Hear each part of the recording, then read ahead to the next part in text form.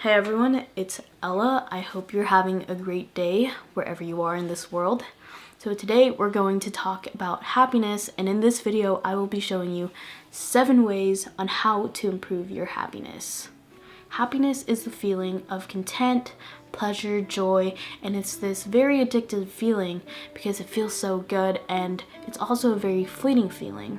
Growing up, I went through a lot of things. I went through depression, anxiety, heartbreak, and at one point I just wanted to end it all. Things really turned around for me when I got to college. I felt like I had purpose. I started surrounding myself with people that really cared for me, and I was just tired of sulking in my own misery, and I just didn't want that anymore.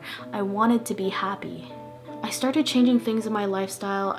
I cut people off that always chipped at my self-confidence, and I started to focus on myself and what really mattered to me.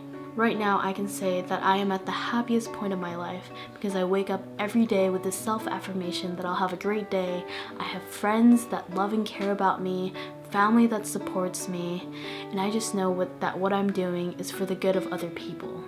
So I'm going to be showing you 7 ways on how to improve your happiness, so let's get started. Number 1, pick your friends right. This is probably one of the biggest things that can greatly improve your happiness. So what you want to do is surround yourself with like-minded people that really care about you. So if that means narrowing down your friends to 2 or 3 people like I do, then it's completely fine. Having a lot of friends doesn't matter if at the end of the day they don't really care about you. Have friends that you can call up at 3 a.m. in the morning and they'll take the time to talk to you. Number 2, do things that you're passionate about. Life can be very busy with work, school, significant others, family, and sometimes your passions can be pushed to the back seat. But really, try to invest some time in your passion, whether it's painting, music, origami, what have you. Invest some time in doing what you love to do. For me, I have a passion for videos, and having this little channel and posting videos once a week really boosts up my creativity and pulls me out of the monotony of life sometimes. Number 3, be uncomfortable. And what I mean by that is try new things. If you're comfortable right now in your life, that means you have time to learn something new. One of the biggest things that really made me uncomfortable was learning Spanish. When I first started learning Spanish, I was so uncomfortable because I felt like I never sounded right and I always felt like people were judging me. But now, as I continue to learn and excel in Spanish, I feel like it's opened up so many opportunities for me. Opportunities to travel in Spanish-speaking countries and actually speak to the locals. Opportunities I wouldn't have had if I didn't know the language. Looking back at it now, I think it's kind of funny that I was so uncomfortable about speaking Spanish and what other people thought, because now I could care less about what other people think of my Spanish.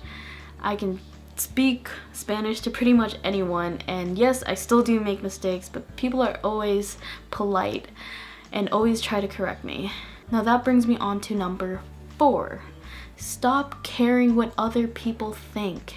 The moment you stop caring about what other people think is when you will finally realize what matters and you start focusing on yourself. When someone tells you you can't do something or you're not good enough, don't waste a single time or your brain cell thinking that you're less of a person.